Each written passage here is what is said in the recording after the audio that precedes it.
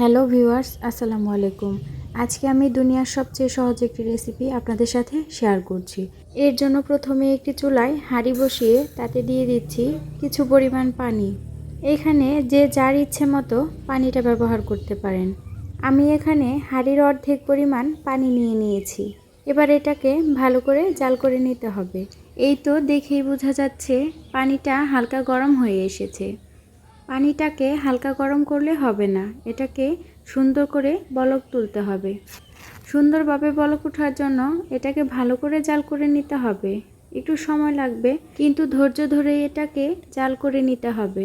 অনেকেই আছেন যাদের মিনি কিচেনে রান্না করতে অনেক সময় বিরক্ত লাগে, তারা শর্টকাট কিছু রেসিপি তৈরি করতে চান। তাদের জন্যই আজকের এই ভিডিও। চাইলে আপনারা যে কোনো সময় এই রেসিপিটি তৈরি করে নিতে পারেন। আর এই তো আমার হাঁড়িতে সুন্দরভাবে পানি বলক উঠে গেছে। এবার এই হাঁড়িটা চুলা থেকে নামিয়ে নেব। আর এই হচ্ছে আমার আজকের রেসিপি, ফুটন্ত গরম পানি। তো আপনাদের কাছে কেমন লেগেছে আমার এই আজকের রেসিপি? যদি কারো এরকম সহজ সহজ রেসিপির প্রয়োজন পড়ে, তবে আমাকে কমেন্ট করে জানাতে পারেন। আমি আপনাদের সাথে এরকম সহজ সহজ রেসিপি শেয়ার করব ইনশাল্লাহ। আজ এই পর্যন্তই। আল্লাহ হাফিজ।